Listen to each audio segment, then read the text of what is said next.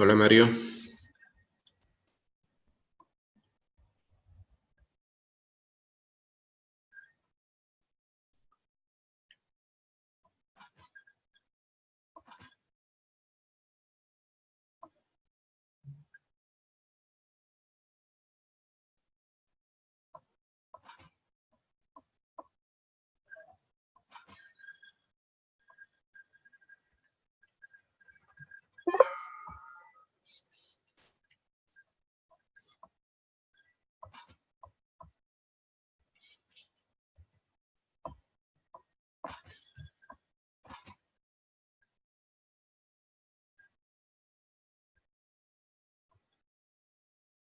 Mario, ¿me escuchas?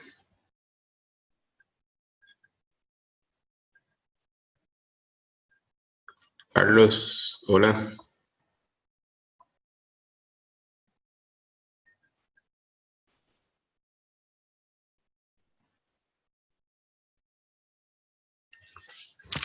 Por favor, si me escuchan.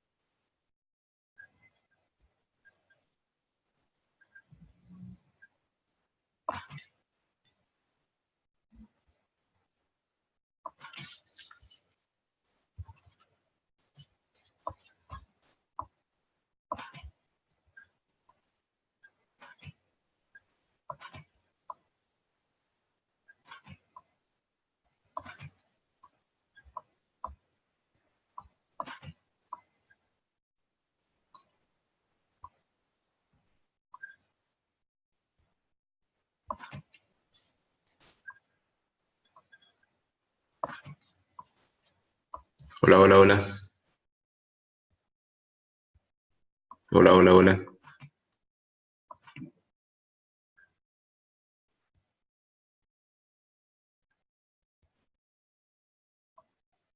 Profesor, ¿me escucha? Hola Mario. ¿Cómo está? ¿Se escucha? Ok, qué dicha. Se escucha bien, perfecto. Ok, perfecto.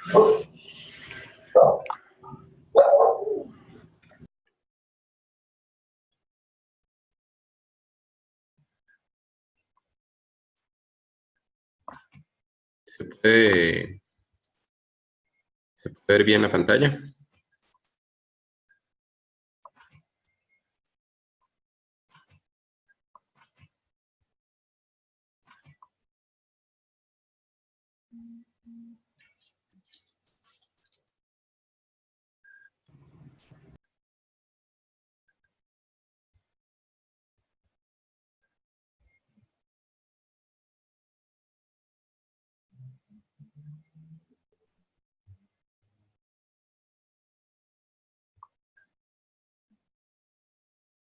Vamos a ver, Javier se acaba de unir.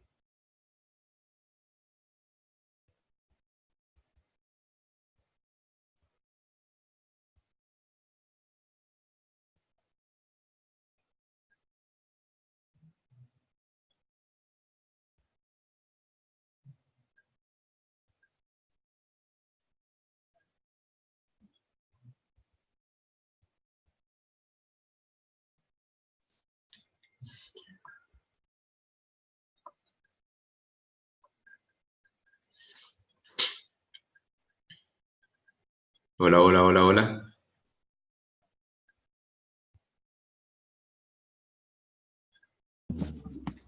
Hola, profesor, buenas noches. Buenas noches.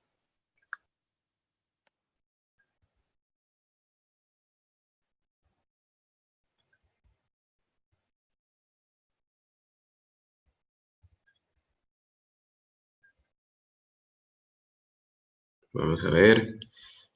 Son las 6:07. Horatica. Vamos a tratar de eventualmente ir empezando. Y, y bueno, ahí que se vayan uniendo el resto.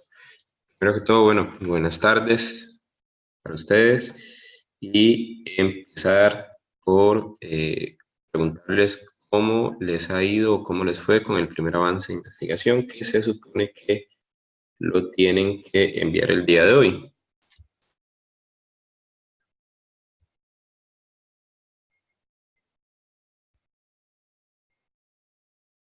Así que, Mario, Carlos, Javier,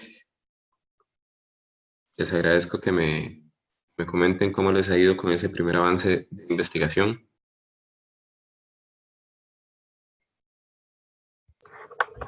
Buenas tardes, profe. Yo creo que de nuestra parte del grupo, yo comparto el grupo con Carlos y con Paulina. Ajá. Ya casi lo tenemos listo. Solo estamos terminando la bibliografía y lo estaríamos subiendo o enviándoselo lo más pronto posible. Creo que nos ha ido bastante bien y creemos que el tema pues sería bastante interesante. Lo estamos haciendo como aplicando la teoría de la dependencia para analizar un poco de las consecuencias y repercusiones de la guerra comercial entre China y Estados Unidos sobre América Latina. Ok, perfecto. Sí que, digamos, esa guerra ya irá teniendo otros matices también con las decisiones de Trump de eventualmente ver si hacen o no, si le ponen o no le ponen los impuestos de un 25% a los productos mexicanos. Que inclusive esto termina afectando al consumidor estadounidense y al productor estadounidense y no necesariamente a los mexicanos, ¿verdad? Como tal vez lo percibe algún sector de la población estadounidense o algún sector de empresariado. Perfecto. Bueno, vos y Carlos están en el mismo grupo. Mario, vos. Profesor, yo estoy con Sandra. Sí hemos tenido retrasos y sinceramente se nos ha complicado por cuestiones de horario tener eso, no creo que para hoy. Entonces, más bien queríamos conversar con usted para ver si nos da un mayor tiempo. Ok, creo que eso, bueno, eso es importante aclararlo, que eventualmente podemos conversar, pero yo necesito que ustedes manifiesten, que me manden un correo, que me manden un mensaje, que me digan algo, porque si no lo hacen, entonces pues es un poco complicado de mi parte pues poderles dar una extensión de tiempo, ¿verdad? Si ustedes no me dicen nada. Lo mismo sucede con la tarea que tenían para la semana anterior, que varios, la mayoría me parece, no enviaron la tarea y que pues no me han dicho, ni siquiera la han enviado posteriormente, ni se me han acercado ni nada. Entonces, en ese sentido, es importante que lo puedan hacer porque la tarea, insisto, tenía un valor de un 5% y un 5% al final del trimestre, pues puede incidir en el promedio, ¿verdad? Entonces, eso sí, creo yo dejarlo un poquito claro. Lo otro, vamos a entrar entonces en el tema de hoy. Espero que hayan hecho la lectura. Bien. Sí, profe, disculpe, es que también esto ha sido como que un poco complicado el trimestre y viera que también hemos tenido atrasos en los otros cursos. Algo que hemos hablado también con la profesora y el profesor de los otros cursos del trimestre es la posibilidad de que tal vez las asignaciones que queden para la semana y no necesariamente para el día, es decir, que tengamos, por ejemplo, tiempo como hasta el sábado o hasta el domingo de entregar esas asignaciones para tal vez, eso es lo que hemos ido negociando con las otras profesora y profesor de los otros cursos, entonces tal vez como para ver si eso fuera posible en este, se lo agradeceríamos mucho, porque si a veces se nos complica con asuntos laborales o con entregas para otros cursos, para los otros cursos también, entonces si fuera posible estaríamos muy agradecidos, la verdad. Carlos. Sí, yo tenía una pequeña duda respecto a a cuestiones de forma del trabajo final para ir ya pensando más adelante en el diseño. Eh, no sé si el trabajo al final tendrá una forma como de artículo de investigación o como un reporte de investigación como tal. Sí, en este caso, digamos, hay pues un interés en que ustedes puedan ir generando un tipo de expertise o ir generando, digamos, algún tipo de práctica con respecto a la generación de artículos de investigación, de cara, digamos, a lo que tendría que ser el trabajo final de graduación que ustedes presenten como parte de la maestría. Entonces, si ustedes lo pueden orientar o lo desean orientar hacia un artículo, genial. Si por el contrario quieren darle otra orientación, yo tampoco tengo problema. En ese sentido, los aspectos de forma no, no, vamos a ver, no afectan tanto, ¿verdad? Insisto, ustedes pueden ir dándole la orientación que mejor les sirva para ir generando algún tipo de expertise, algún tipo de conocimiento, algún tipo de práctica de acuerdo al trabajo final de graduación que va a tener la maestría, que en este caso me parece que tiene que ver con un artículo, ¿verdad? Un artículo científico.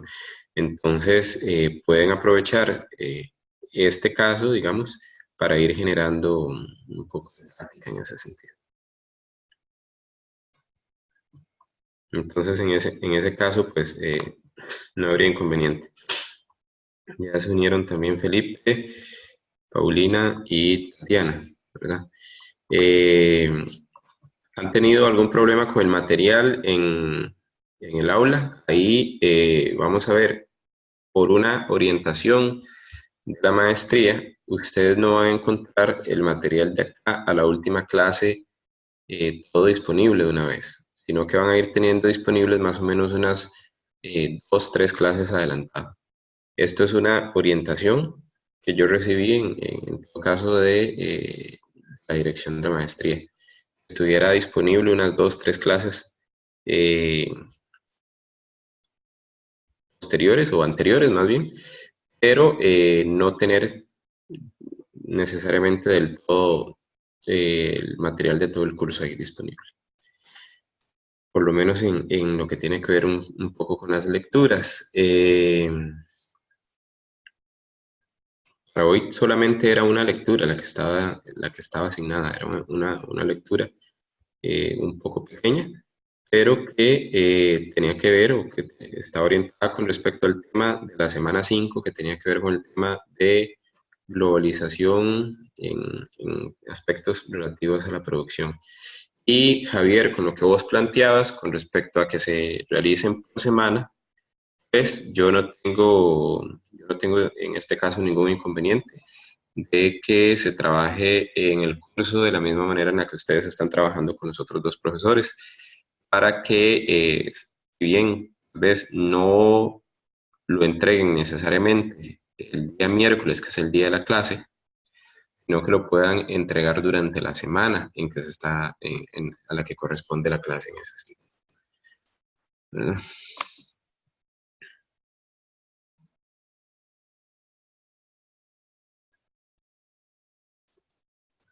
En ese sentido, bueno, Paulina, me pidieron en ese sentido que sí, que se fuera liberando unas 3 semanas por adelantado, más o menos, ¿verdad? Bueno, vamos a empezar. Vamos a hacer un pequeño eh, repaso. Lo de hoy tiene que ver un poco con temas de empleo y si ustedes se dan cuenta a nivel país, a nivel nacional, el tema de empleo ha sido una constante dentro de los medios de comunicación nacional y a nivel político también por las situaciones que han venido ocurriendo durante los últimos semanas, los últimos meses relacionados con este tema. ¿verdad? Quiero empezar haciendo un repaso de las clases anteriores, unas pequeñas filminas relacionadas con las clases anteriores. Por favor, me confirman si se ve la presentación. La presentación se ve bien.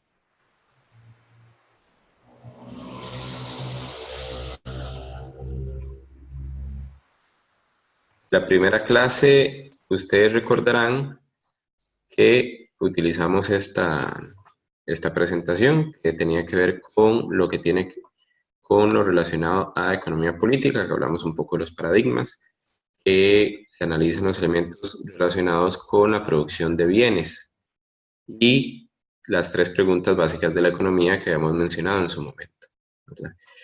La producción se ve como un ejercicio propio de la supervivencia del ser humano mediante la satisfacción de las necesidades que generan en parte la sociedad, ¿verdad? Y la diferencia que hicimos en ese momento con economía política y política económica. Pero si ustedes recordarán, dentro de las lecturas de la primera clase y dentro de lo que conversamos en la primera clase, la economía política lo que hacía era una redistribución a nivel del trabajo, ¿verdad? Entonces, lo que trataba, o un poco, digamos, lo que nos ayudaba era entender cómo el trabajo, se distribuía el trabajo entre los países a nivel internacional. ¿Qué hacen unos países y qué hacen otros países dentro de la economía? ¿Cuál es el rol que juegan? Con respecto a lo que tiene que ver con los centros y las periferias. Entonces, en ese sentido, habíamos hablado un poco sobre lo que tiene que ver con esto. La economía moderna, con respecto a la economía tradicional, habíamos mencionado un poco la diferencia, hacia qué iba orientada cada una, hacia el tema de la innovación, hacia el tema de la globalización, el tema de generación de valores agregados.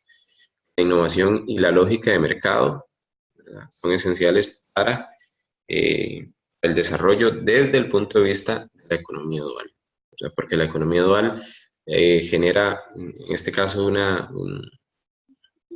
dicotomía entre lo que tiene que ver con un modelo, digamos, o con una perspectiva en la cual el uso de la tecnología avanzada, innovadora, y la búsqueda de economías a escala y con la generación de globalización permite, ¿verdad?, la generación de productos o de servicios de valor agregado.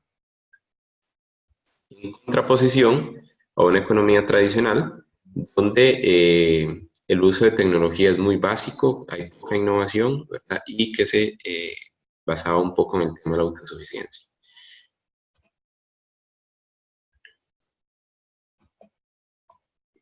Un segundo. El otro enfoque tenía que ver con respecto al tema a los centros y las periferias, donde mucha de la labor que generaban o las decisiones sobre qué producir tomaban o se tomaba desde las economías de las periferias tiene que ver con lo que demandan en este caso los centros, ¿verdad? Donde los estados centros son los económicamente fuertes y desarrollados, con mayor progreso tecnológico y de alguna manera rigen el mercado, y que ese regir del mercado que ellos tienen tiene que ver o se vincula con qué producir, a quién producirlo y cómo producirlo. Y también quiénes son eventualmente los que lo producen, ¿verdad? Dentro de esto, de alguna forma condicionan el desarrollo económico de los países que se encuentran dentro de la periferia, porque son países generalmente pobres, de menor desarrollo tecnológico, menor desarrollo industrial, y que la actividad económica está condicionada por los intereses de los países de centro. Entonces, si yo voy a producir algo, es porque los países de centro me lo están demandando. Una demanda en ese sentido. No necesariamente de mi parte existe la posibilidad de crear la demanda a un bien que yo estoy produciendo. Y que en este modelo, en este sistema de de mundo moderno, de centros y periferias, hay una desigualdad donde las brechas tienden a mantenerse y nunca a disminuirse, ¿verdad? Y por el otro lado estaba el de estabilidad hegemónica, donde hay un estado hegemón, que es el que se caracteriza por ser una economía abierta y liberal y que eventualmente es el modelo a seguir para el resto de economías, para el resto de países, respecto a cómo tiene que funcionar el sistema que ellos proponen. Y a través de la historia de la economía internacional hemos logrado identificar diferentes países o diferentes actores que representan este tipo de modelo de estabilidad hegemónica, ¿verdad? Anteriormente, en las épocas recientes, fue Gran Bretaña, el Imperio Británico, y posteriormente el papel lo asumieron los Estados Unidos posteriormente a las guerras mundiales.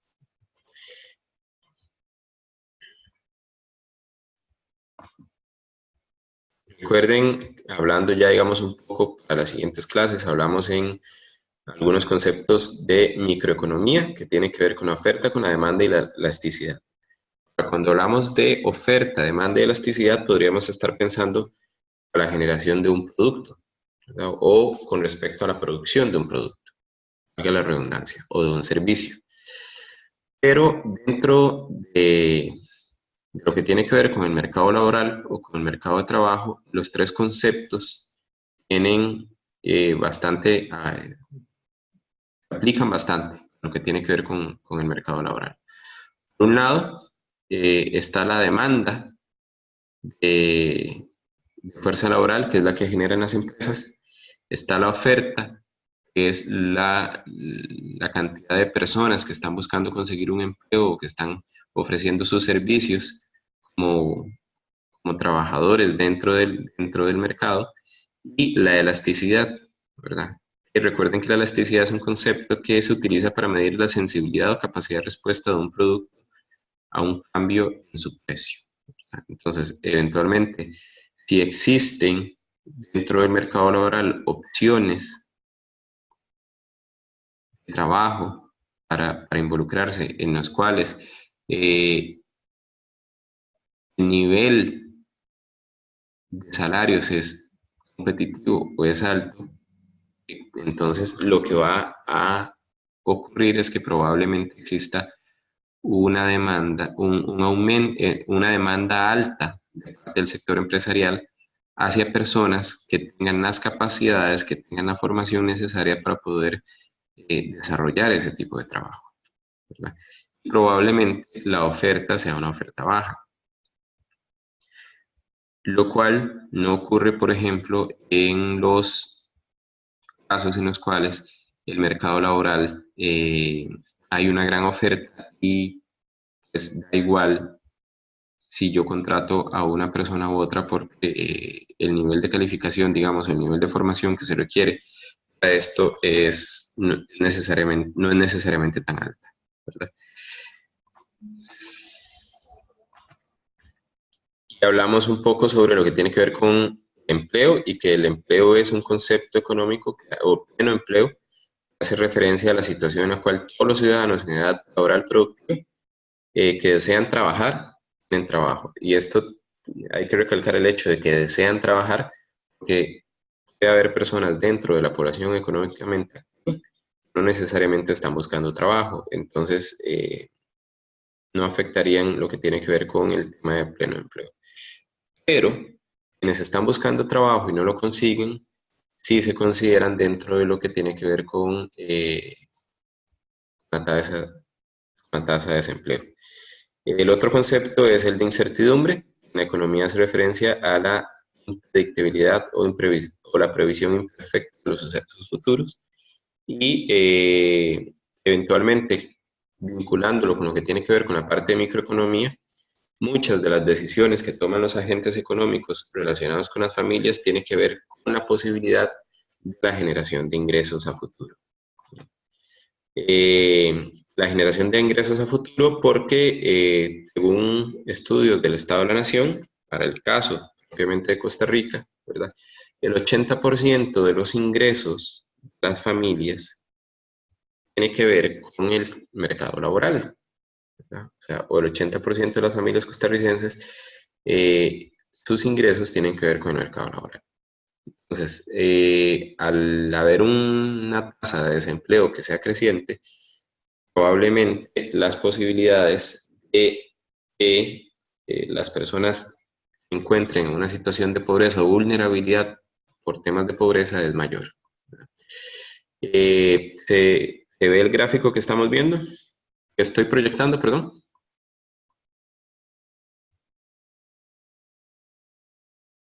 En todo caso, les agradecería que alguien me confirme si se ve bien el gráfico. Sí, profesor, se ve bien. Perfecto. El gráfico, Sí, se ve bien. el gráfico tiene que ver con la participación de las empresas en América Latina con respecto a temas de empleo, ¿verdad? Si ustedes ven, el empleo mayoritariamente lo producen las empresas grandes. El 39% del empleo en América Latina es gracias a la gestión económica, la gestión empresarial de grandes empresas. En este caso, en muchas ocasiones de empresas transnacionales. Este gráfico, es de un documento de la CEPAL relacionado con el tema de MIPYMES, que yo les voy a facilitar. El 27% lo generan las microempresas, ¿verdad? El 20% las pequeñas empresas y un 14% las empresas medianas, ¿verdad? Entonces, América Latina, pues las microempresas y las pequeñas empresas generan más empleo que las grandes empresas, si lo queremos ver desde ese punto de vista, ¿verdad? A nivel nacional, por lo menos, me parece que las grandes empresas son aquellas que tienen más de 100 trabajadores y que las micro y pequeñas empresas son las que tienen, hay niveles de 0 a 20, creo que son micro y pequeñas empresas más o menos, entre 20 y 50 me parece, pero sí las empresas grandes son las que tienen más de 100 trabajadores. A nivel nacional, pues muchas de ellas tienen que ver también con empresas que se encuentran en regímenes de zona franca o empresas transnacionales. El siguiente cuadro lo que trata de reflejar es un poco, o nos enseña cuál es la distribución del empleo según el sector de la actividad y el tamaño de la empresa, según los porcentajes, ¿verdad? Les pediría que presten atención un momento, que vean los diferentes sectores de la economía en los cuales se está haciendo referencia y a ver qué les llama la atención de todo esto.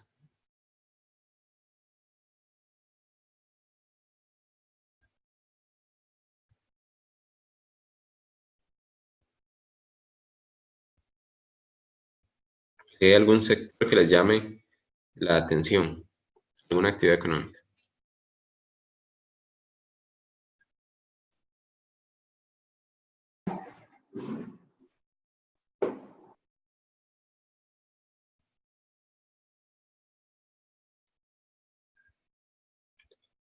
Si ustedes ven, por ejemplo, A mí me interesa, o sea, a mí me llama la atención lo de hoteles y restaurantes que ha bajado de a hecho, nivel de microempresa, ¿no? de hecho, vamos a ver, Mario, en este sentido, ahora que mencionas el caso de hoteles y restaurantes, en el sector de hoteles y restaurantes en América Latina, el 45,7% del empleo lo generan microempresas, el 31% lo generan pequeñas empresas, el 9,4% medianas y el 13,9% grandes empresas. Si lo podemos ver, en lo que tiene que ver con la parte comercial, ¿verdad? De comercio al por mayor y al menor, que tiene que ver generalmente con el tema de ventas y hoteles y restaurantes, que también tiene que ver con servicios. Las micros y pequeñas empresas efectivamente son las que generan una mayor cantidad de empleo, ¿verdad? Lo mismo sucede en lo que se refiere a otras actividades comunitarias, sociales o personales. Mientras que en sectores como en sectores como el de la industria manufacturera, está concentrado en las grandes empresas, igualmente en lo que tiene que ver con suministro de electricidad, gas y agua. Generalmente porque en muchos países de Latinoamérica existen una, dos empresas que generan el suministro de electricidad o de gas o de agua. Entonces, generalmente monopolios o oligopolios, ¿verdad? Recuerden que un monopolio, como la palabra lo dice, se trata de una empresa dentro del mercado laboral. Duopolios, cuando se trata de solamente dos, ¿verdad? Se ponen de acuerdo para generar ahí una relación con respecto al tema de precios. O un oligopolio donde son unas cuantas empresas, pero que son pocas y que eventualmente se ponen ahí se distribuyen el mercado dentro de manera tal de que todas ganen.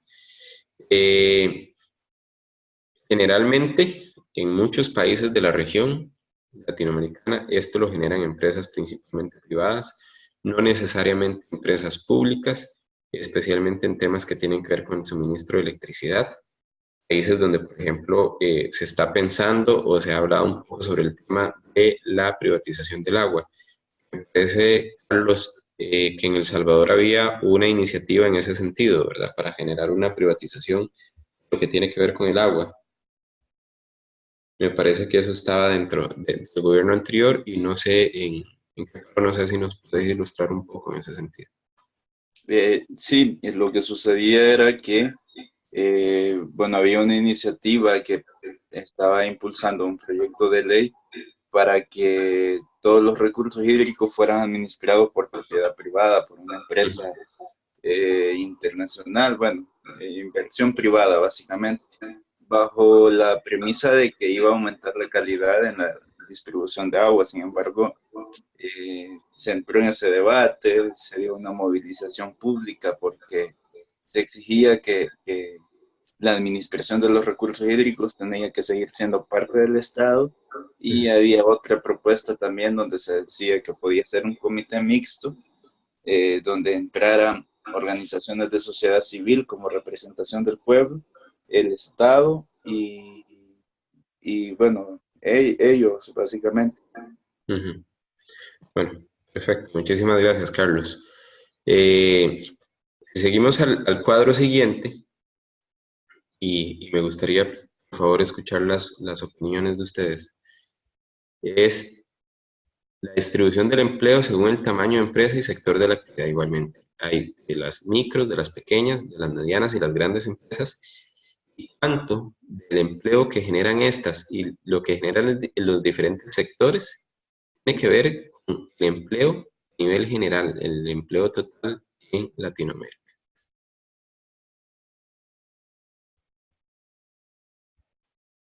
¿Algo que les llame la atención? Si ustedes ven en el tema de comercio al por mayor y menor, ¿verdad? El 41% del empleo que generan las microempresas a nivel nacional, a nivel latinoamericano, está generado en el tema de comercio al por mayor y al menor. Es el sector más importante en la generación de empleo con respecto a las microempresas, ¿verdad? Posteriormente, en el tema de las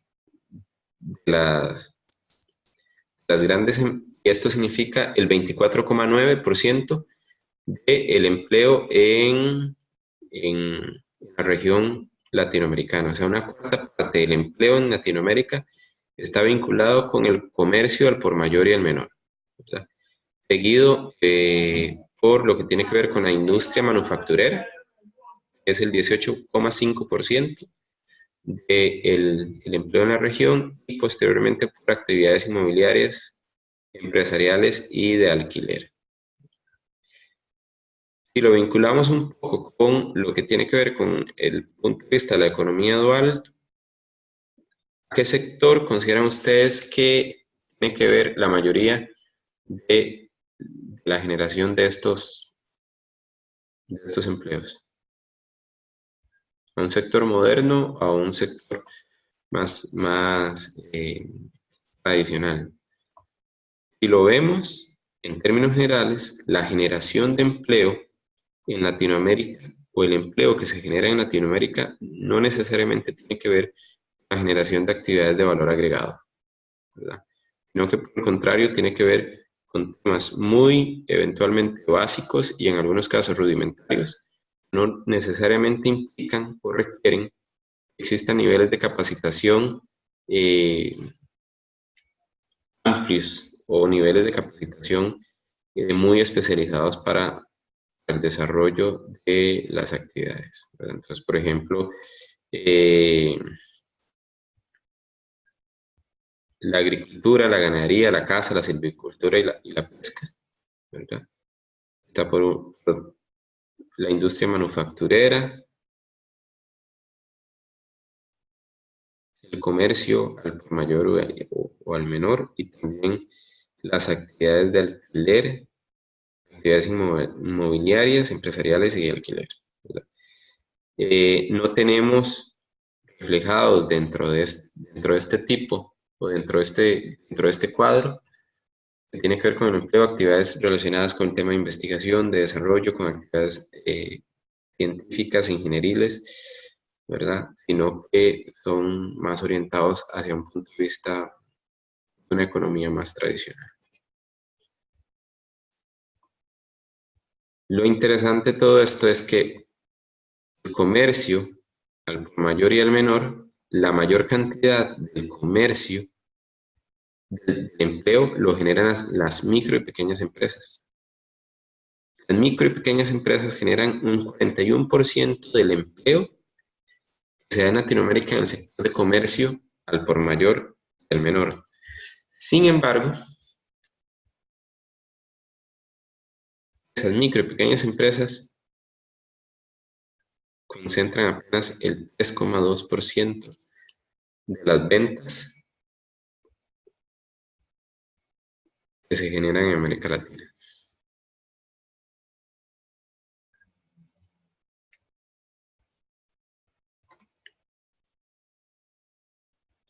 Ahora, respecto a la lectura de hoy, para ir un poco aterrizando, ¿ustedes recuerdan, hicieron la lectura? Honestamente, ¿la encontraron? Sí, profe, la de las 4 exclusiones y los 3 retos. Exactamente, de las 4 exclusiones y los 3 retos. Vamos a hablar un poco sobre el tema de las 4 exclusiones, ¿verdad? Bueno. Solo una consulta, profe, con los gráficos anteriores, especialmente el anterior, Ajá. viendo el nivel de participación del empleo que se enfoca en el comercio, principalmente en las microempresas, pero viendo que en cuanto a ventas y producción, la tajada más grande es de las grandes, esto, digamos, al menos en América Latina, podría ser un indicador fuerte del grado de desigualdad, ¿Del grado? de desigualdad, de acumulación de Sí. riqueza y desigualdad. Y sobre el tema de la desigualdad, precisamente, y si lo vinculamos, Javier, con lo que vos, con el tema de los centros y las periferias, ¿verdad? Las empresas grandes tienen un mayor desarrollo a nivel de tecnología para la producción, ¿verdad? Pero también tienen mayores posibilidades de colocar sus productos dentro del mercado laboral. O sea, generan una concentración del mercado. Esto, evidentemente, genera también, digamos, desde el punto de vista de las economías de escala, como tienen mayores recursos, tienen mayor personal, tienen mayor tecnología, les permite generar niveles de producción más altos, ¿verdad? Contrario a lo que uno eventualmente puede creer, para una empresa, mientras más produzca de un bien, los costos por ir produciendo más unidades de ese bien bajan. Entonces, al bajar esos costos de producir más unidades de un solo bien en el cual ellos tienen ventaja dentro del mercado laboral, les permite tener una concentración o una dominación del mercado. Entonces, vamos a ver, una empresa lechera nacional que vende productos fuera de nuestro país, dentro de la región centroamericana, y que en ocasiones son más baratos fuera de Costa Rica que en Costa Rica, lo puede hacer porque la generación o la producción en escala que genera es tan grande que no producir 100 unidades más de cajas de leche no le significa costos operativos necesariamente mayores a los que ya tiene. Entonces, sí, yo diría que tiene que ver con un indicador relacionado con temas de desigualdad en una región como la nuestra, donde se habla de que es la región más desigual del planeta. Donde, por ejemplo, existen familias grandes, que son quienes concentran la actividad económica dentro de los países, ¿verdad? En algunos países o inclusive dentro de la región, ¿verdad?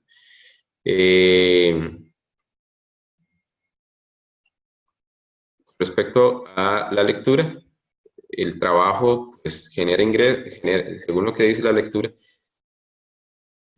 Esto es para que lo cuestionemos eventualmente, que manifiesten puntos de vista, si están de acuerdo o no están de acuerdo y demás, ¿verdad? El trabajo genera un ingreso que, según su nivel, facilita la subsistencia y la mejora de las condiciones materiales de vida de las personas en vista del papel central adscrito al trabajo desde la modernidad. Esta es una definición, las definiciones iniciales que da el autor de la lectura al inicio de la misma, ¿verdad? Yo lo que quise fue incluirles un elemento que está dentro de uno de los informes del Estado de la Nación, me parece que es el del año anterior, o tras anterior, más bien, donde se menciona que el empleo es la principal fuente de ingreso de las familias y que el 80% de ellas obtienen sus recursos de este medio, ¿verdad? Esto era un factor a tomar en cuenta, o un factor de preocupación a tomar en cuenta, porque estamos en un momento en el cual nuestra economía no logra generar necesariamente empleos o no logra bajar los niveles de empleo, y existen varios factores que tienen que ver con que no se pueda lograr esa reducción en las tasas de desempleo. ¿Cuáles creen ustedes que sean esos factores? ¿Qué factores podrían ustedes identificar? Yo creo hay un factor muy importante que he escuchado en diferentes países, no solo Costa Rica, sino en diferentes países, que es, no sé cómo llamarlo técnicamente, pero que las personas se especializan exageradamente en ciertos temas que no necesariamente son los que necesita el país, en vez de enfocarse en los temas técnicos que pueden ser los que generen un empleo más sencillo y más rápido a la hora de poder tener algún empleo que les sirva. De hecho, Felipe, bueno, muchas gracias. Adelantaste respecto a algo que íbamos a mencionar. Costó un poquito escucharte, creí que había sido solo yo, pero ya veo que también a las compañeras les hizo falta, o les costó un poquito escucharte también. En este caso, Felipe lo que menciona es que muchas personas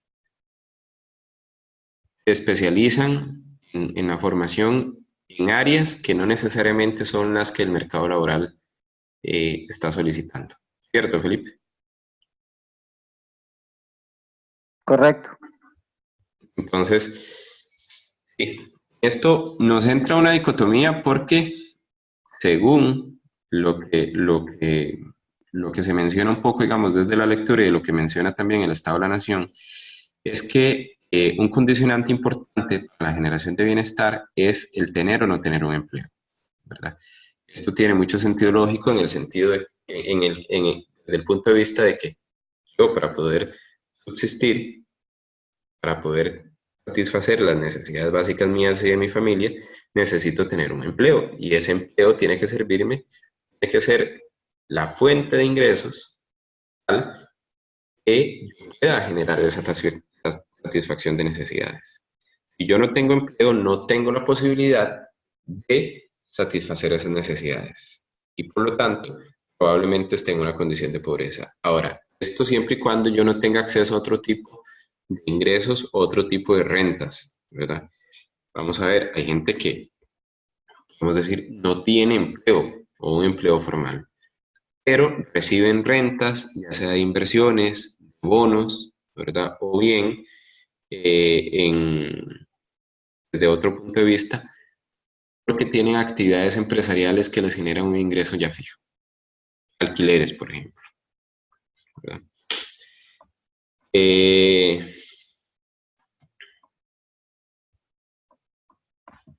pasa con eso que mencionas vos, Felipe?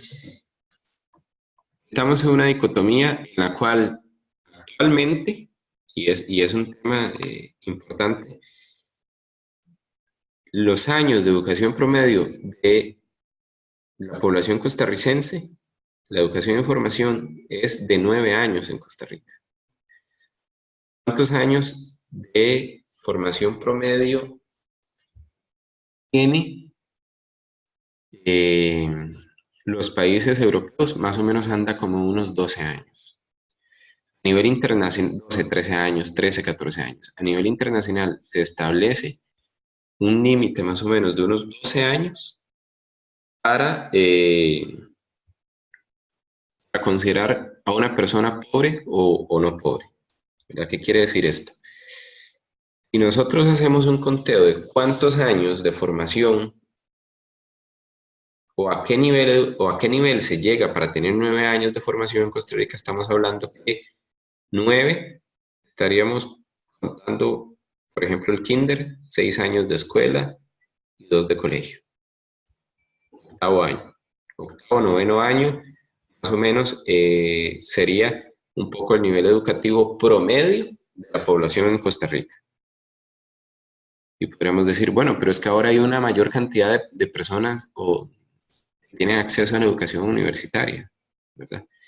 Existe una gran, ha aumentado el nivel de personas que se educan a nivel universitario, sí, pero existe una base todavía grande de la población costarricense y de la población económicamente activa del país que tiene niveles educativos más bajos, ¿verdad? Un nivel educativo que hace que el promedio de todo el país sea de 9 años. Quiere decir que el nivel educativo nuestro no da ni siquiera para haber terminado el colegio, por ejemplo, ¿verdad? Esto ya por sí es más o menos preocupante, ¿verdad? Y se vuelve todavía un poco más preocupante cuando a nivel de ingreso promedio, ¿verdad? Vamos a hablar igual de ingresos promedios. La diferencia de ingreso promedio entre una persona que tenga, por ejemplo, 9 años de formación académica y una persona que no tenga formación académica del todo, es prácticamente la misma. Entonces, de alguna forma, también hemos invertido, el país ha invertido muchos recursos durante mucho tiempo en personas que por no terminar, por ejemplo, la educación secundaria, ya sea por decisión propia, porque las condiciones económicas de su núcleo familiar le hicieron abandonar los estudios o demás, ¿verdad?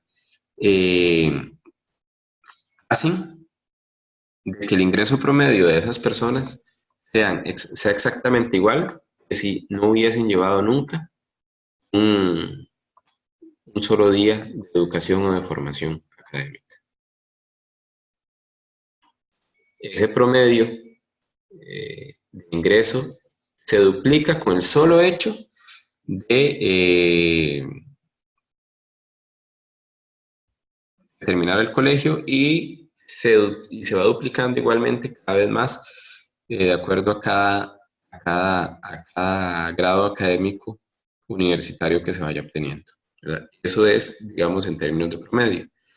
¿Qué pasa cuando existe la situación de que hay muchísimas personas con una formación universitaria que se enfrentan a alguna de las 4 situaciones o alguna de las 4 formas de exclusión laboral del mercado que establece la lectura, principalmente lo que tiene que ver con la exclusión de empleo o la exclusión de empleos productivos o la exclusión de empleos de buena calidad en sectores de alta y mediana productividad. O sea que, como dice Felipe, tenemos un porcentaje alto de población que está estudiando carreras que no son o que no están vinculadas con lo que el mercado laboral de alguna forma demanda, ¿verdad? O que no están vinculadas con las necesidades del mercado. Entonces,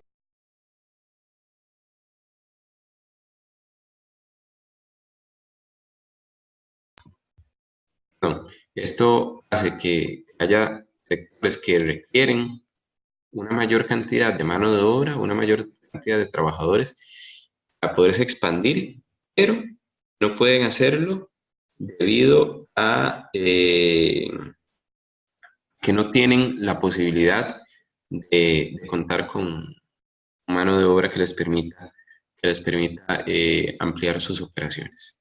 Pero por otro lado, existen sectores de la economía donde hay una amplia oferta laboral, ¿verdad? Y donde no necesariamente, una amplia oferta de trabajadores y donde no necesariamente existe alta demanda, ¿verdad? Y esto hace que los salarios de esos sectores sean muchísimo menores. Entonces, las 4 formas de exclusión: la exclusión del mercado laboral, que son las personas que tienen interés en insertarse en el mercado laboral, pero que por factores ajenos a su voluntad, en especial obligaciones familiares, no forman parte de la población económicamente activa. Esto sucede o esto afecta principalmente a las mujeres y principalmente a las mujeres jóvenes. Según los datos de la segunda encuesta nacional de juventudes, que era del 2013, la mayoría de mujeres jóvenes que no estudian y no trabajan se encuentran dentro de este sector de exclusión del mercado laboral, debido a que quizás tienen el interés de insertarse en el mercado laboral, pero que no lo pueden hacer porque no estudian y no trabajan, que están dedicadas a el cuidado de hijos, hijas, o se encuentran en una situación de embarazo. Entonces, nosotros como país nos encontramos en una situación en la cual las tasas de natalidad han ido bajando, ¿verdad? Donde eventualmente estamos a un par de años de ya considerar o empezar el país a disminuir la cantidad de población joven y por lo tanto entrar en un estado de envejecimiento de la población, donde las tasas de reemplazo no se van a alcanzar. Incluso ya no se están alcanzando desde hace bastante tiempo. Pero al no alcanzarse las tasas de reemplazo, el sistema de pensiones que nosotros tenemos no va a poder ser sostenible, ¿verdad? Esto va a significar una de dos: o se cambia el sistema de pensiones hacia una capitalización individual, como la que sucede por ejemplo, en los Estados Unidos, donde el ahorro que yo genere durante mi vida laboral va a ser el fondo con el que yo cuente para retirarme o para pensionarme, y que yo decidiré el momento en que lo haga, ¿verdad? O si no, está un sistema en el cual el aporte solidario que se genera va a ser cada día menor y va a tener que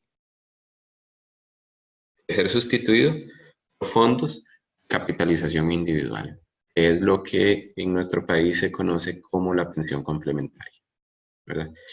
Entonces, cuando la población o cuando el bono poblacional se acaba, es el caso nuestro, se ha empezado a hablar de otro tipo de bono, que es el bono de género, ¿verdad? Y el bono de género tiene que ver con la inclusión de las mujeres dentro del mercado laboral. Inclusión dentro del mercado laboral en condiciones en las cuales sea empleo de buena calidad, ¿verdad? Y en el cual los derechos laborales de las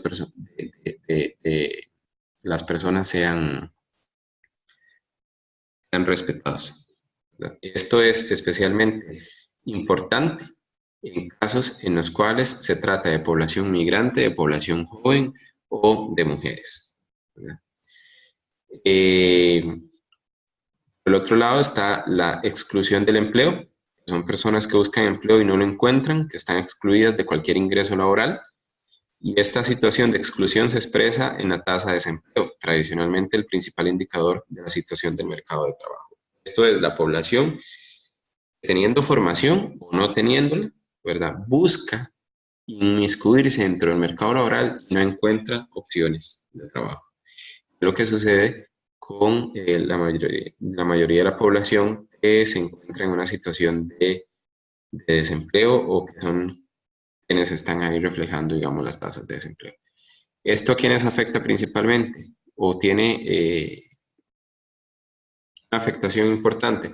En el caso de la población joven también, ¿verdad? Las tasas de desempleo en jóvenes generalmente son casi del doble lo que tienen que ver con las tasas generales de desempleo. Entonces, si la economía tiene un 10% de desempleo, en el caso de los jóvenes se trata de un 20%.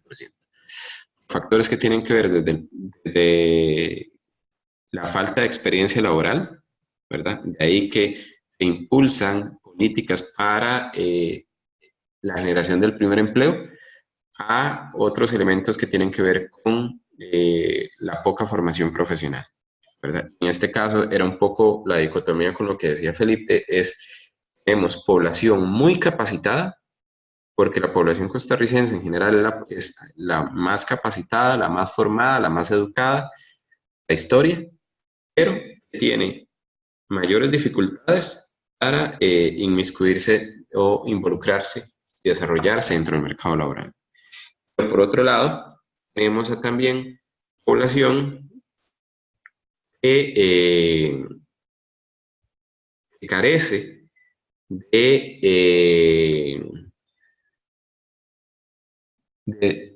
educación formal, de las herramientas que les permita mantenerse dentro del mercado, dentro del mercado, dentro del mercado laboral, o de pensar en incluirse, digamos, en esas condiciones de buena calidad, sectores de alta y mediana productividad, ¿verdad?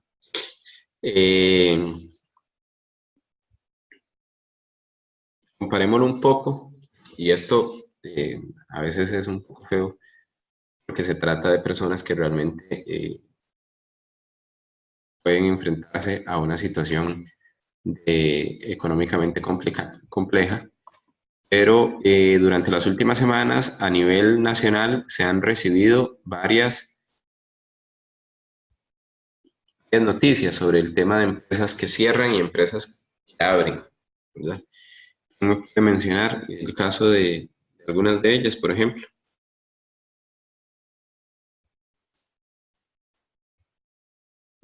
De empresas que cierran o que abren o cualquiera de las dos, ¿verdad? Cualquiera de las dos. Concentrix, que abre 600 puestos.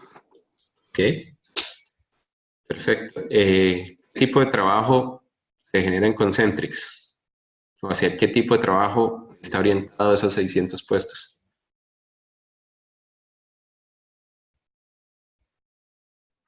Mayormente call center, servicio al cliente, gente que habla inglés, portugués, 2 idiomas, soporte técnico.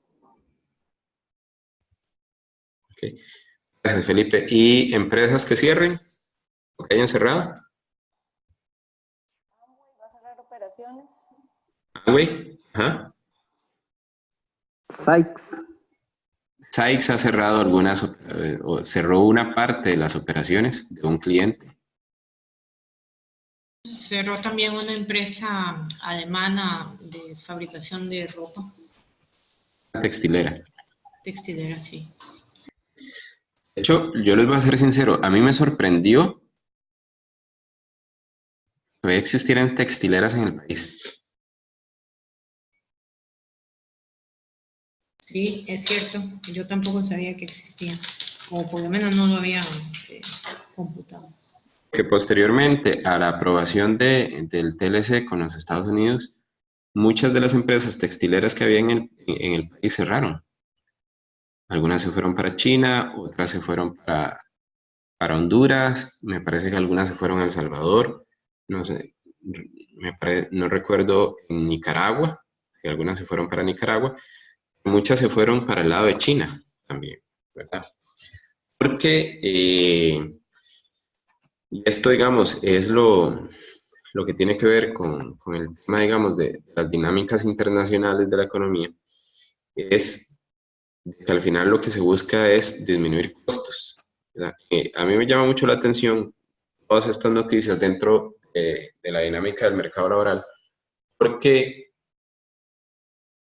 por un lado, y esto es algo que realmente es importante, por un lado, esta empresa alemana textilera que cerró, a diferencia de otras empresas, la noticia del cierre no es de esta semana o no es de la semana anterior o tras anterior. La noticia del cierre viene más o menos desde febrero, enero, febrero. Entonces ellos empezaron un proceso de formación o capacitación para que sus colaboradores y colaboradoras que se iban a quedar sin empleo tuvieran una formación técnica con el INA que les permiten incorporarse dentro del mercado laboral en otras actividades económicas eventualmente. Pero la excepción, porque otras empresas, otras textileras que cerraron y se fueron, ¿verdad?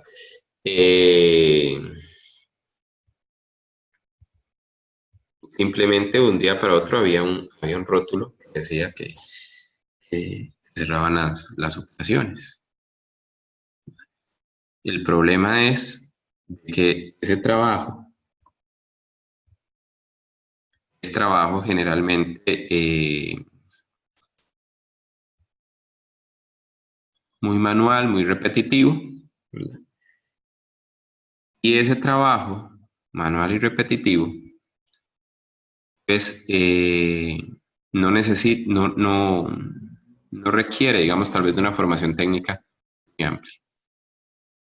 La mayoría de personas que se quedaron sin trabajo en ese sector, por ejemplo, no se logran incorporar a parte de los 600 empleos que nos contaba Felipe que abre una empresa como Concentrix. ¿Cierto? Entonces tenemos por un lado un sector de la economía que se reduce, y por otro lado existen otros sectores que amplían la participación, ¿verdad? Y que es parte de una dinámica normal dentro de la economía. ¿Qué pasa? Y este es el reto que me parece que como país y como sociedad se nos presenta. ¿Qué pasa? O cómo hacemos para que esa población de los 200 y resto, 230, digamos, 250 empleos de la textilera se logren incorporar al mercado laboral nuevamente desde la formalidad?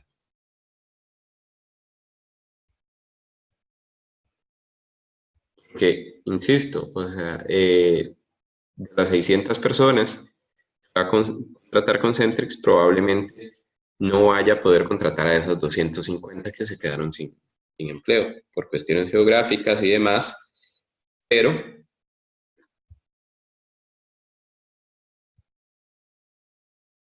también por temas de formación académica.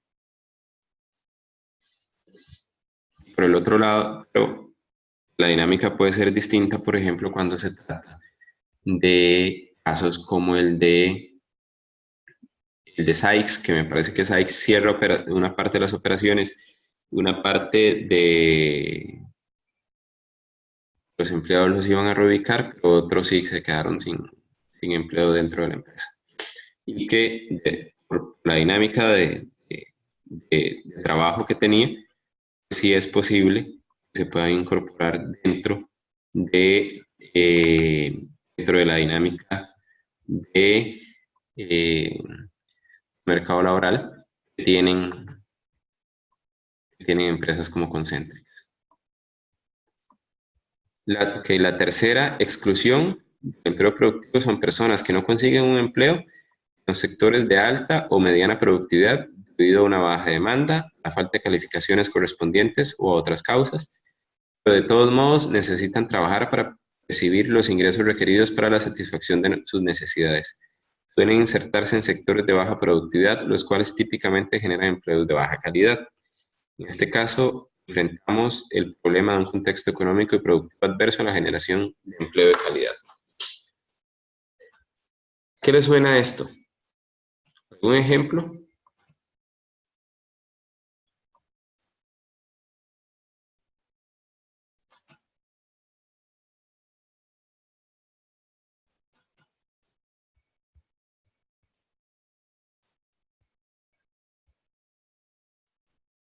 ¿Algún ejemplo de una actividad económica reciente? Creo ¿No? que puede tener, no sé si tiene que ver con el empleo informal Exactamente. y no sé si incluso como trabajos como con muchas irregularidades como en el sector agro, con transnacionales y monocultivos, por ejemplo, que son sectores en los que se presentan muchísimas irregularidades, contrataciones por muy poco tiempo y con muy malas condiciones, que no sé si también entran ahí. Entran ahí, pero, por ejemplo, estos van orientados a, como dice el texto, para personas que tal vez la falta de calificaciones para poder desempeñar otros puestos, ¿verdad? Pero, insisto, también hay como una dicotomía en la cual tenemos un sector muy importante de la población que tiene calificación para empleos incluso de tipo profesional, porque no encuentran, entonces se van a la informalidad o a lo que se llama el subempleo, ¿verdad? Pero lo que vos mencionas es muy interesante porque ese tipo de prácticas se generan hacia poblaciones altamente vulnerabilizadas. Vos que trabajas en un proyecto con el Triángulo Norte, ¿verdad, Tatiana? La migración es un factor que influye en estas prácticas que vos estás mencionando. Correcto. ¿Verdad? Y en el país se genera, por ejemplo, existen casos documentados en la zona norte, ¿verdad? Donde empresas piñeras, empresas productoras de cítricos, por ejemplo, contratan trabajadores migrantes nicaragüenses a los 3 meses, llaman a indocumentados, no indocumentados, sino en situación migratoria irregular, y a los 3 meses, que es el periodo normal que tienen las empresas para lo que tiene que ver con el periodo de prueba, llaman a migración y le dicen, mire, aquí están 50 personas indocumentadas. Y no les pagan la quincena, o no les pagan el mes de trabajo, y generan una deportación. Entonces, este tipo de prácticas abusivas y que en nada ayudan a la economía, pues terminan produciéndose en este caso a este tipo de población. Ahora, existen otro tipo de actividades económicas que se están generando recientemente en el país que están vinculadas con la informalidad y que, bueno, de alguna u otra forma, pues han sido una solución tanto para personas con ciertos niveles educativos altos como para quienes tal vez tienen un nivel de capacitación menor. Es el caso de las plataformas digitales, las plataformas de la economía colaborativa que se menciona, ¿verdad? Profe, que también hay, ahí creo que, bueno, hace poco leí un reportaje de La Voz de Guanacaste que hablaba precisamente de la informalidad y del aumento del trabajo informal y de cómo la mayoría de este sector estaba compuesto por mujeres. Entonces, creo que también ahí es importante mencionar que al igual que en la primera exclusión de mercado laboral, en esta también hay, hay cierta vulnerabilidad extra, digamos, desde una perspectiva de género, ¿verdad? De hecho, vamos a ver, diferentes factores de vulnerabilidad y eventualmente una persona puede cumplir varias condiciones de vulnerabilidad en un mismo momento. En el caso de mujeres, jóvenes, inmigrantes, ahí existen, una persona puede cumplir 3 factores de vulnerabilidad. 1, el ser mujer; 2, ser joven; 3, ser migrante, ¿verdad? Interseccionalidad de la Exacto. vulnerabilidad. Ese tipo de la población que cumple con esas vulnerabilidades, en este caso, mujeres, jóvenes, inmigrantes, ¿verdad? Son, y de una formación académica baja, son quienes, cuando la economía va bien, son los últimos en que se logran incorporar dentro del mercado laboral, y que son los últimos que se empiezan a beneficiar de las épocas de bonanza económica. Pero cuando la economía va mal, son quienes primero sufren los efectos adversos de las crisis económicas. Que de hecho, de hecho, la lectura menciona como con respecto a estos tipos de exclusiones, como el tema de clases, por supuesto, es súper importante porque las mujeres de clases más bajas son las últimas en lograr incorporarse a mercados laborales, y incluso incorporadas en el mercado laboral siguen asumiendo en grandes cantidades el trabajo doméstico Sí, no remunerado. el rol del trabajo doméstico. Ese es, de hecho, ese es otro tema, y por eso incluso ustedes ven que ha habido campañas de INAMU específicamente, donde se llama la atención a que los hombres asumamos el rol del trabajo doméstico, las labores domésticas, como parte de una relación igualitaria, porque sí existe una doble carga laboral para las mujeres que trabajan, ¿verdad? Adicionalmente, realizan una labor doméstica no remunerada.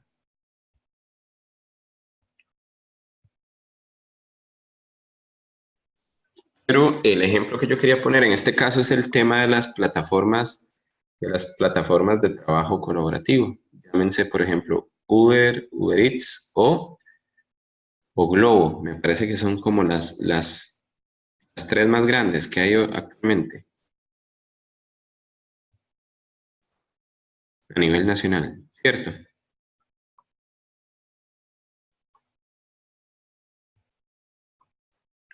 Sí. Sí, Estas plataformas han significado la posibilidad de que muchas personas necesitan conseguir un empleo y no lo consiguen, pero necesitan un ingreso, como lo dice el texto, puedan satisfacer la necesidad de obtener recursos económicos a través de un trabajo, digamos, como en este caso como Uber, que en teoría agrupa más o menos a 22.000 conductores, es algo así, más o menos lo que genera la plataforma. De ahí, para el gobierno, ningún gobierno, sea, por ejemplo, eventualmente factible cerrar una plataforma como Uber. Socialmente tiene un costo político alto, pero también a nivel económico tiene un costo político, un costo alto, importante, en un contexto en el cual el desempleo se encuentran en niveles altos. Porque si se cierra la plataforma, ¿qué pasa con esos 22.000 conductores? Probablemente pues tengan que buscar otra forma de generar ingresos económicos, pero lastimosamente están en una actividad donde se trata de empleos que no son de buena calidad, ¿verdad? O donde carecen de ciertas garantías laborales, ¿verdad? Del tema de la falta de seguros, la falta de cotizaciones a temas de salud, a temas de pensión, ¿verdad? ¿Qué pasa, por ejemplo, en el caso de que la persona tenga que verse incapacitada, la persona se enferme o que sufra un accidente? Carece de ese tipo de garantías laborales que vulneran de alguna forma los derechos de quienes se desempeñan en este sentido, ¿verdad?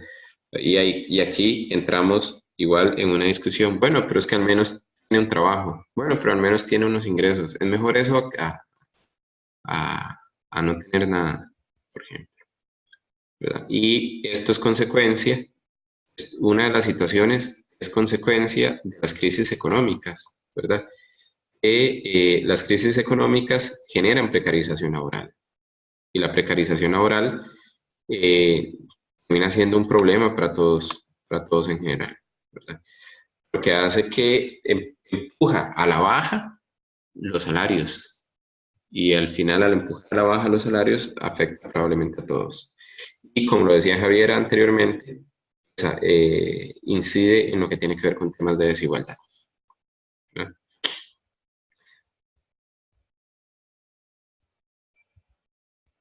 Y la cuarta característica o la cuarta forma de exclusión laboral es la exclusión del empleo de buena calidad en sectores de alta y mediana productividad. Hace referencia a trabajadores que se desempeñan en estos sectores pero que no reciben los beneficios normalmente relacionados de ellos debido a condiciones contractuales adversas. En este caso enfrentamos principalmente el problema de la institucionalidad laboral que no fomenta el empleo de buena calidad. A mí esta parte me llamó mucho la atención como lo presenta el autor porque tiene que ver con lo que tiene que ver con la redundancia. Tiene que ver con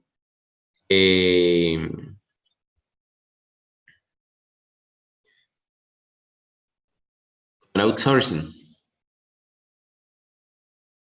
¿verdad? Y con las personas que desarrollan labores por contrato. Los consultores y demás son personas que trabajan para una empresa, para una institución, durante X cantidad de tiempo a cambio de una retribución económica, pero que no tienen seguro, que no tienen derecho eventualmente a otro tipo de garantías, como aguinaldos, como pago de seguros, pago de pensiones, ¿verdad? Sino que es algo que ellos tienen que hacer sí solos. Es lo que en España le llaman los autónomos, ¿verdad? La gente autónoma, que generan su propio trabajo dependiendo de lo que establezca el mercado laboral. De hecho, hace poco, la semana anterior, conocí a una señora española que me decía eso, que tenía un hijo arquitecto, pero que él no tenía trabajo, entonces que se había vuelto autónomo. Es generar ingresos, ya sea a través de subcontrataciones o bien dedicándose a otro tipo de actividad económica. Y esto, por ejemplo, en España se incentivó o se profundizó como consecuencia de la crisis económica que les empezó a afectar más o menos alrededor del año 2008-2009. Donde la precarización laboral, por ejemplo, ha llegado a puntos tales o llegó a puntos tales donde a la gente se le ofrecían contratos por 5 horas semanales o 5 horas al día. Es genial ganarse el día, ganarse la jornada, generar un ingreso, pero que le requiere eventualmente una disminución de los recursos que es una disminución de las garantías laborales, que termina afectando al final, insisto, a toda la población y a la economía en general. Y lo otro que mencionaba el texto, que me parece importante resaltarlo, es la exclusión laboral tiene que ver con dos magnitudes. Una está el contexto económico productivo y la institucionalidad laboral, y por el otro lado tiene que ver que se distribuye entre el contexto económico si es malo, ¿verdad? Entonces probablemente las brechas dentro de lo que tiene que ver con el empleo sean generalmente amplias, o bien, si el contexto económico es bueno, pues aumenta y hay crecimiento económico, entonces las brechas que existen entre los diferentes sectores se hacen más cortas y se mejoran las condiciones laborales. Al final, en condiciones o en una situación en la cual el contexto económico es bueno, pues de alguna u otra forma se busca tener contentos a los trabajadores o generar, digamos, otro tipo de incentivos a los trabajadores. Y el segundo, que tiene que ver con la institucionalidad laboral. Y en este caso me parece importante y es muy importante que exista una institucionalidad a nivel laboral que permita generar condiciones para la formación de empleos de calidad y empleos en los cuales se respeten los derechos laborales de las personas que los ocupan. Y finalmente, y este es un tema alrededor del cual me parece que podríamos generar un tipo de retroalimentación o debate, es las perspectivas de empleo a futuro. Es el tema de la automatización del mercado laboral, la cuarta revolución industrial, los años de educación promedio y las crisis económicas y la precarización laboral. Ya hablamos un poco sobre el tema de la educación promedio y la formación, ¿verdad? Que los años de formación que tenemos como país a nivel de sociedad son pocos y por qué se vuelve eventualmente importante aumentar la permanencia dentro del mercado laboral de las personas jóvenes, adolescentes, de niños, ¿verdad? Y también, de alguna u otra forma, el por qué es importante que los niños, inclusive hijos de migrantes, que se encuentran en el país puedan tener con las mejores posibilidades de desarrollo a nivel educativo que les permita tener mejores perspectivas de empleo a nivel futuro, ¿verdad? Y especialmente cuando los niños que están naciendo actualmente o los que están entrando en el kinder o en la escuela se enfrentan a empleos que todavía no existen, ¿verdad? Donde la automatización del mercado laboral pues genera, y verdad tiene que llamarnos a la reflexión de qué va a pasar con una parte importante de la población del país y de la población en general de Latinoamérica, cuyos trabajos van a ser sustituidos por máquinas. Porque inclusive trabajos que tienen que ver con servicios, ¿verdad? Como por ejemplo los que generan algunas de estas empresas, como la que mencionaba, como SAIS, que se mencionaba, SAIS, o Felipe que mencionó a Concentrix. Existe países donde ese tipo de servicio al cliente o atención al cliente se genera a través de un bot. Watson, que me parece que es la inteligencia artificial que tiene una IBM y que IBM ha ido desarrollando. ¿Algún comentario? ¿Alguna pregunta? Ahí me escuchan bien. Sí. En algún momento el ministro de Comercio Exterior, el pasado ministro de Comercio Exterior había hablado sobre la evolución del outsourcing en Costa Rica donde decía que no solamente era pensar en cómo se mejoraban los gastos como un best short location, sino además de eso agregarle valor a la persona que estaba trabajando en ese puesto. Es decir, que no solamente se viera Costa Rica como un lugar donde es más barato y es conveniente por la localización y por el tema del horario que se acomoda a Estados Unidos y a otras zonas horarias, sino además de eso que la persona que trabajaba en la persona que trabajaba en Costa Rica, ese talento que tenía no se podía encontrar en ninguna de las otras offshore locations que tuviera el mundo. Entonces decía el ministro en ese momento que eso era lo que amarraba los outsourcing a Costa Rica, de decir, tal vez no es el mejor precio, puedo conseguir un mejor precio en la India, en Filipinas o en algún otro país, pero no tengo la calidad y no tengo el servicio que ellos están dando.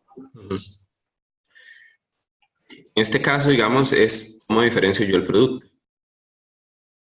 Al final estoy diferenciando el producto, que en este caso es un servicio, como el que vos mencionás, un tema de calidad, no necesariamente por un tema de precio. Pero hay industrias en las cuales el factor que incide es el tema precio, no necesariamente la calidad es un elemento diferenciador, ¿verdad? Sino que tiene que ver con factores relacionados meramente con temas de precio. Eso nos ha funcionado o nos ha funcionado como país en algunos elementos, ¿verdad? En algunos momentos, de cara a atraer cierto tipo de inversión, ¿verdad? De esa forma es que, por ejemplo, el país se trajo Intel, ¿verdad? Bueno, más otro tipo de beneficios que se le dieron en temas de electricidad, de servicio de agua, y etcétera, para la producción de los chips, pero que eventualmente en el mediano o largo plazo no necesariamente atrapan a la empresa o generan permanencia a la empresa eventualmente, ¿verdad?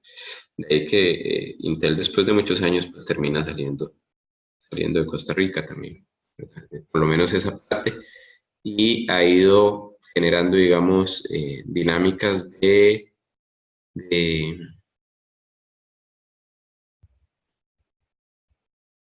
eficiencia o de reacomodo de su actividad productiva que eventualmente han hecho que la empresa genere despidos no solamente en Costa Rica, sino a nivel global, ¿verdad?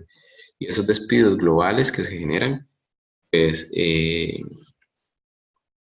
también tienen incidencia para nosotros como país. Al final esto tiene que ver con elementos relacionados con la globalización a nivel económico que afectan o que inciden mucho en temas de producción y que están vinculados con la economía política internacional y con las diferentes teorías, y si lo queremos ver con algunas de las tres perspectivas, vamos a encontrar elementos de análisis que nos van a permitir identificar que ciertas decisiones a nivel económico.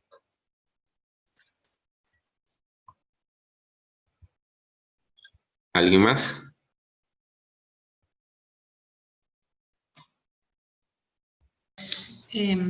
Sí, tal vez en referente a lo que acaba de comentar Felipe, y en el tema de la globalización que usted también menciona, en el caso de Costa Rica, en mi opinión, que nos hemos, como país, vendido y autovendido, digamos, una posición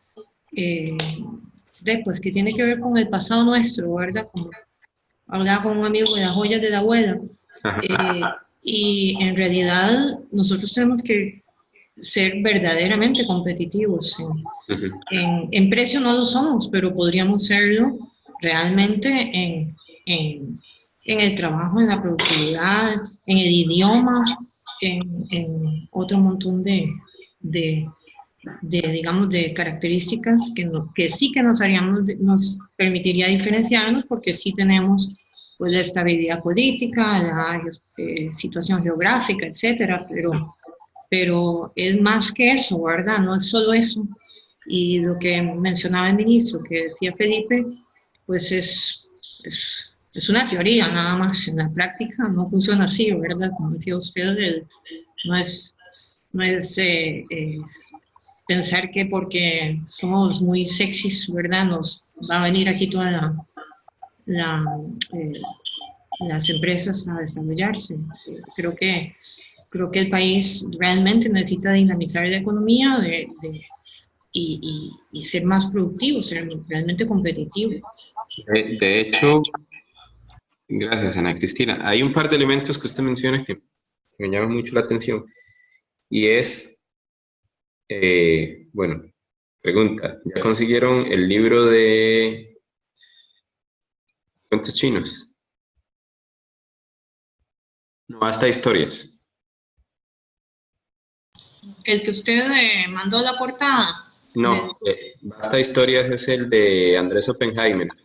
Ah, de Oppenheimer. Sí, no, yo no lo he conseguido. De hecho, en este libro de Andrés Oppenheimer se menciona, uno de los elementos que se menciona tiene que ver con la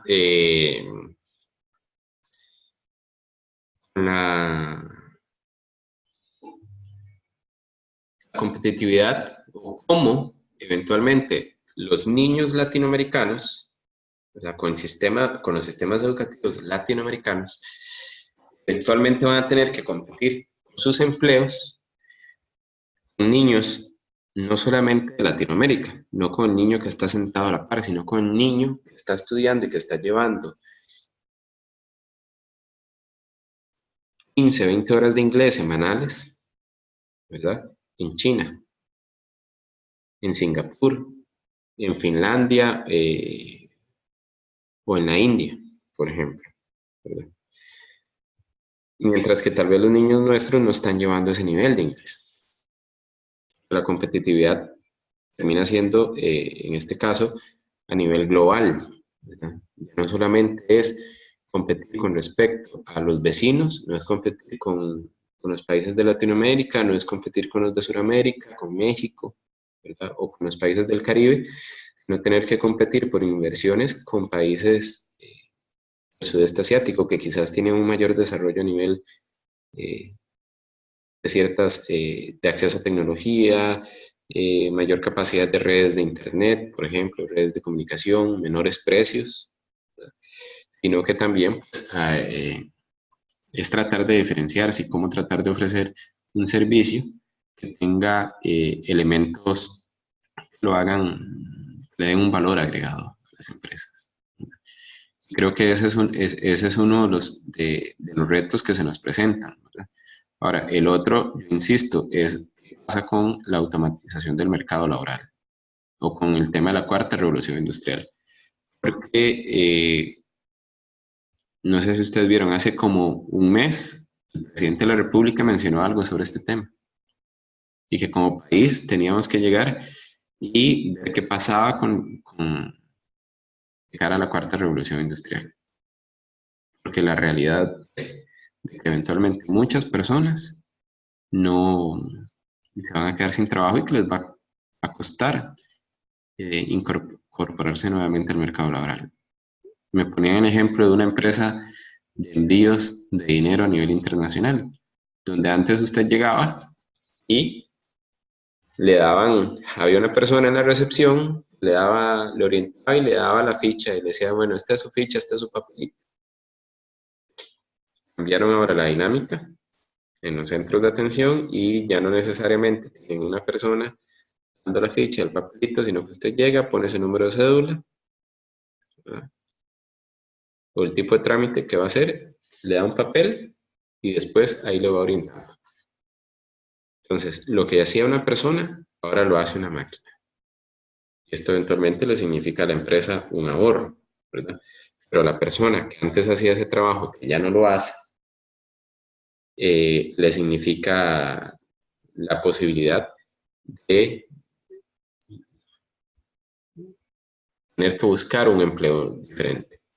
Y tal vez un empleo en condiciones menos ventajosas a las que tenía en un inicio, ¿verdad?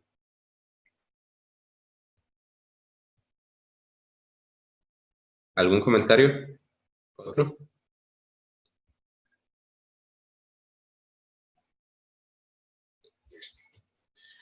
Si no, entonces, Profe, para cerrar el ejemplo, nada más, Western Union hace poco anunció el trabajo que antes hacían 136 personas, ahora lo hace con 90 robots. Lo cual, porque muchas de las labores que generaban esas 136 personas eran labores mecánicas y repetitivas. Carlos.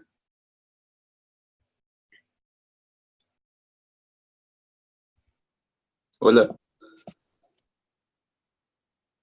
Hola.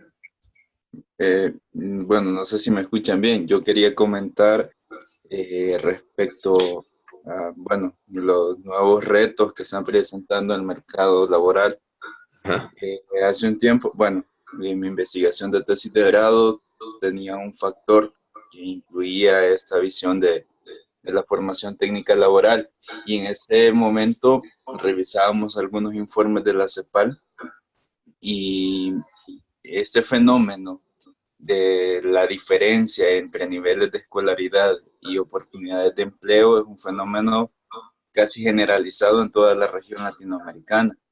Ahora bien, la pregunta de esto, más bien que habría que hacerse en torno a esto, es que si las capacidades que se están generando a partir de la educación son las que necesita el empleo laboral. Bueno, ya como todos creo que lo plantearon, pero más allá de eso, se puede descubrir, ya escudriñando estos informes un poco más, que en realidad uno de los obstáculos a esta formación técnica laboral para insertarse en el mercado laboral es que precisamente esta educación no es barata. No todos tienen acceso a este tipo de educación, y eso genera o amplía más una brecha ya existente entre las oportunidades que vienen de empleo, que necesitan estas capacidades técnicas como para ya no solo ser reemplazado por estos robots, sino también formar parte de la cadena productiva de estos robots que vienen a reemplazar la fuerza laboral. No existe esa capacidad, pero bueno, ya es una diferencia histórica, y en la clase anterior la comentábamos también, que no se ha generado esas oportunidades para que personas accedan a la misma calidad de educación. No. Y es por eso que se ven esos márgenes, que a pesar de que haya muchas personas altamente calificadas, hay otras que no están en lo absolutamente quizás alfabetizadas, por lo menos. Ante esto, la lectura de hoy también menciona un dato muy importante que solo lo menciona así vagamente, pero en otros informes la CEPAL lo ha retomado también, que es lo de la intermediación laboral. Así es. Lo trascendente que está haciendo esto actualmente para que personas que, bueno, sale de la universidad alguien de administración de empresa, no vaya a terminar trabajando como mesero en una McDonald's, sino que sus capacidades que han formado gracias a oportunidades o a su propio esfuerzo puedan ser aprovechadas de la mejor manera en el área a la que se dedica. Y es aquí donde empiezan a tomar relevancia ONGs, universidades, convenios que se hacen interinstitucionales, entre otros. Bueno, y ya para ir terminando, quisiera tal vez plantear la pregunta, ¿no? ¿Qué es en sí lo que los gobiernos hacen para que esta intermediación laboral se dé de forma efectiva, más bien de una forma natural y no de una forma forzada por parte de otras entidades, que es donde debería de verse las prioridades, ¿no? De dónde se atraen las inversiones, de qué tipo de inversiones se traen y para qué tipo de capital humano. Y bueno, solamente.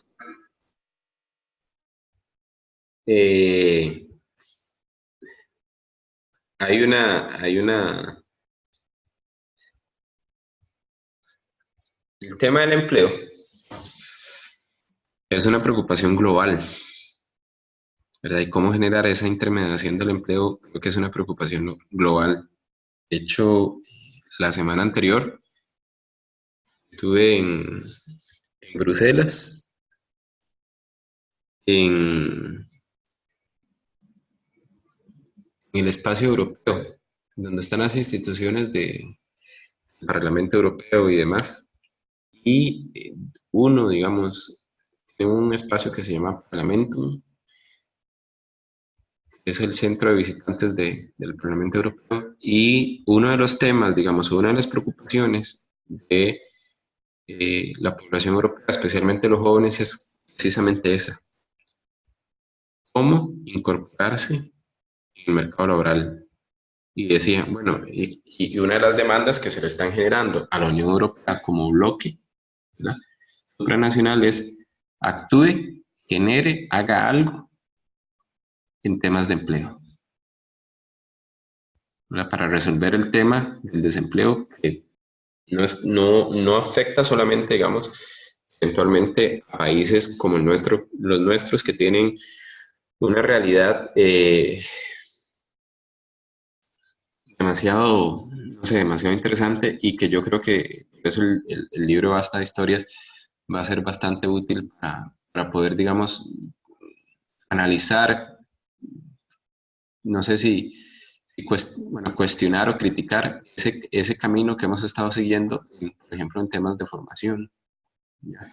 Cuando yo trabajaba en el Consejo de la Persona Joven, y uno de los elementos que habíamos incluido dentro de la política pública de la persona joven era ir pensando en eso, cómo generar esa preparación, digamos, para que la población joven se involucre dentro del mercado laboral, teniendo en cuenta que la principal preocupación de las personas jóvenes es esa: ¿cómo me incorporo al mercado laboral? Una vez que haya y que termine los estudios, o si no los he terminado, ¿cómo hago para incorporarme al mercado laboral, para generar, digamos, los recursos económicos que después me permitan acceder a un empleo de acuerdo a la formación, o que me genere un mayor bienestar económico?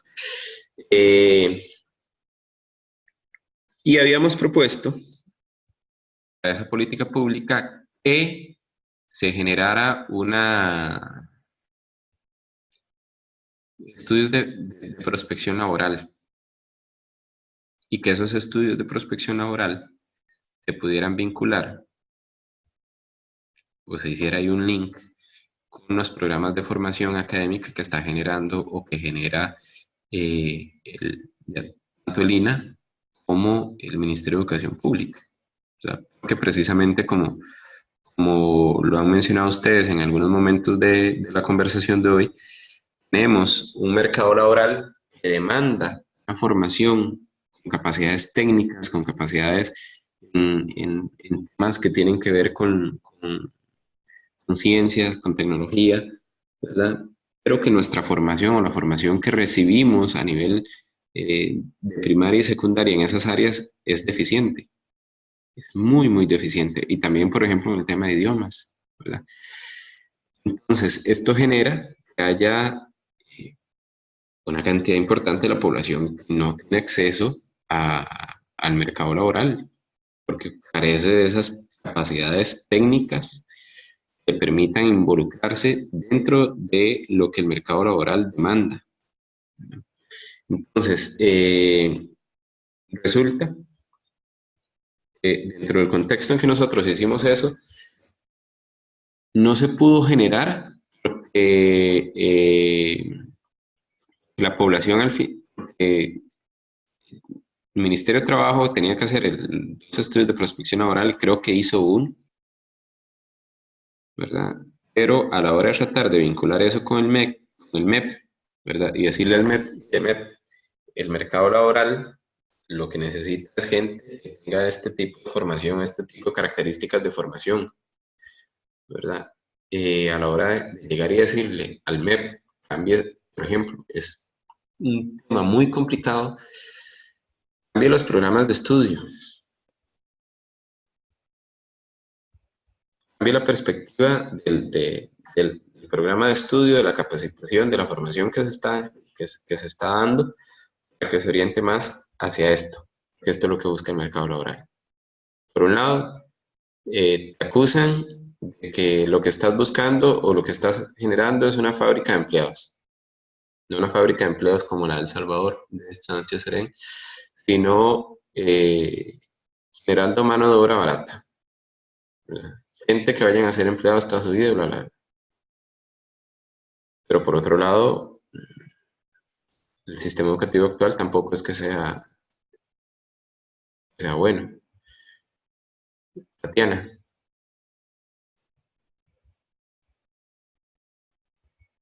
No, profe, era sobre lo mismo de que, porque realmente el cambio que propone, digamos, como todo el tema de tecnologías y globalización, no incide solamente en la eliminación de algunos puestos de trabajo, sino de algunas industrias en general. O sea, la proyección que se establece, por ejemplo, ahora es como de que van a dejar de existir como los centros comerciales como tal, o los cines como los conocemos, incluso la televisión está mudando a ser una cosa súper digital. Entonces, digamos, realmente el hecho de que un montón de centros comerciales y tiendas en San José y locales estén desocupados, de algún modo también responde a lo que ya se ha proyectado como una tendencia de cambio a algunas industrias, porque ya todo está como más orientado en el e-commerce. De hecho, me parece que en Estados Unidos, por ejemplo, el tema de los moles, muchos grandes moles han cerrado precisamente por el tema del e-commerce, como el comercio electrónico, donde la gente todo lo pide por internet, inclusive a nivel nacional. Hay muchas empresas que se dedican a tiendas virtuales y generan los envíos a través de Correos de Costa Rica. Esto le ha permitido a Correos de Costa Rica, que era una empresa pública que estaba en crisis, mejorar su gestión, ¿verdad? Pero de alguna u otra forma afecta, por ejemplo, ciertos negocios en locales comerciales, o inclusive lugares o negocios que antes eran llamativos, pero que ya no lo son. O puntos de venta que eran llamativos y ya no lo son. El centro de San José. Se habla que hay muchos locales en el centro de San José que están desocupados, ¿verdad? Pero la dinámica comercial en el país cambió. Y ya la mayoría de personas ya no dice un sábado, ay, voy a ir al centro, voy a ir a San José porque necesito comprar una blusa. Van y la compran en un mall, por ejemplo, o la compran en una tienda virtual y les llega a la casa. Entonces, ese tipo de dinámicas tienen por razón, hay industrias que van a desaparecer, hay empleos que ahorita existen que no van a existir y cosas que todavía no existen que eventualmente van a ser trabajos importantes, digamos, a nivel futuro.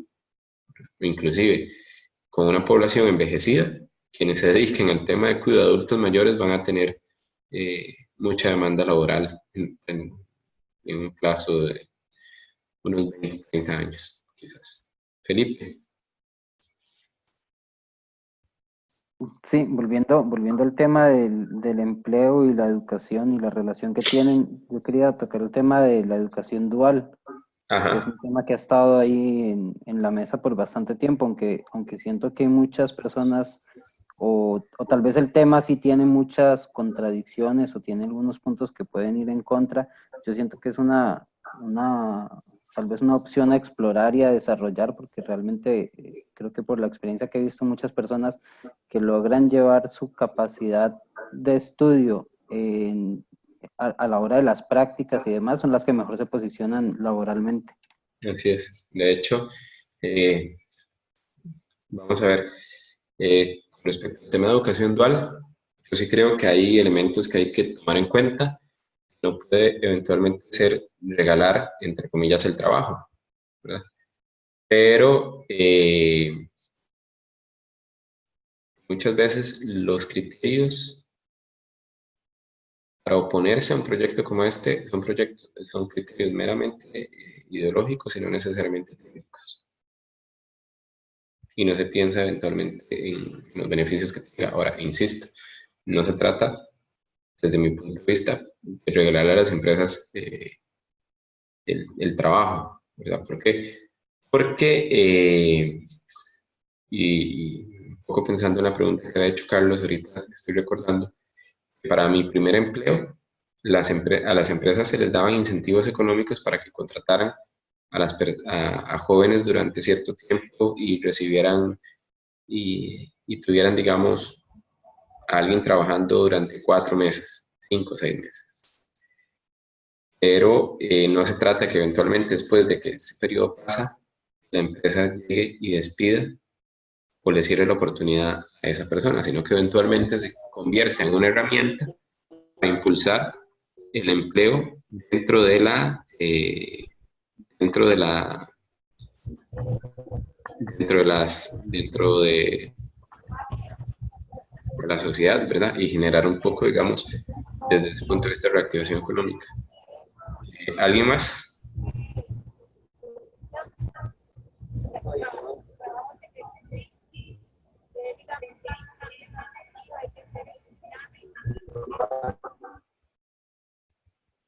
¿Alguna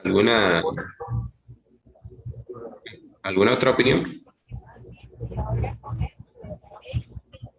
Creo que alguien se le activó. Ok, ya, le puse. Ya lo silencié. Si no es así, entonces en estos días probablemente les llegue la segunda asignación por otro 5%. Temprano, cuando no se habían unido la mayoría, pues conversamos con, creo que estaba Carlos, estaba Mario y estaba Javier conectados. Hablamos sobre, no voy a poner las asignaciones con una fecha específica, sino que ustedes vayan a tener durante la semana, se asignaron, ¿verdad? Durante la semana, la posibilidad de hacer la entrega, digamos, de la asignación. Entonces, por ejemplo, para hoy que tenían el primer avance, van a tener hoy hasta el domingo para hacer llegar el primer avance, ¿verdad? Pero, eso sí, con el compromiso de que tienen durante toda la semana el chance para enviarlo, ¿verdad? Insisto, hasta el domingo. Después del domingo, eventualmente, habría alguna penalización con respecto a la nota. La primera asignación de un 5%, no todas y no todos la enviaron. Voy a darles chance ahorita de que quienes no la han enviado, igualmente durante esta semana la envíen, ¿verdad?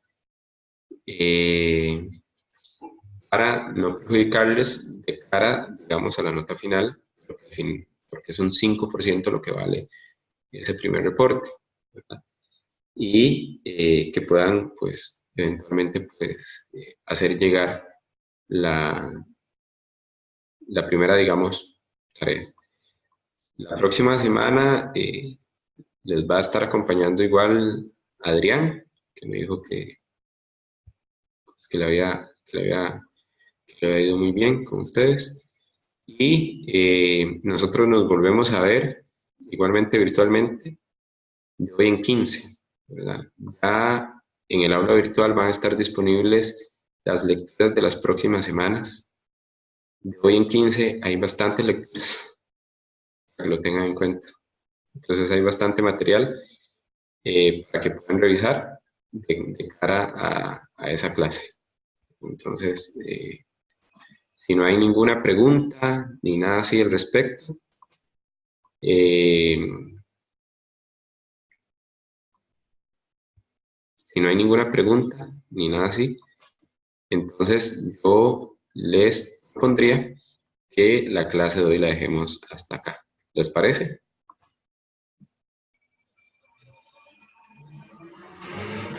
Sí. ¿Aló? Está bien, profe, gracias. Sí, muchas gracias. Yo los dejo porque acá son las 3 de la mañana, 4 de la mañana, y en una hora tengo ¿Me que estar. escucha? Sí. Solo una sugerencia. ¿Será posible, no sé si poner como en el aula virtual los materiales?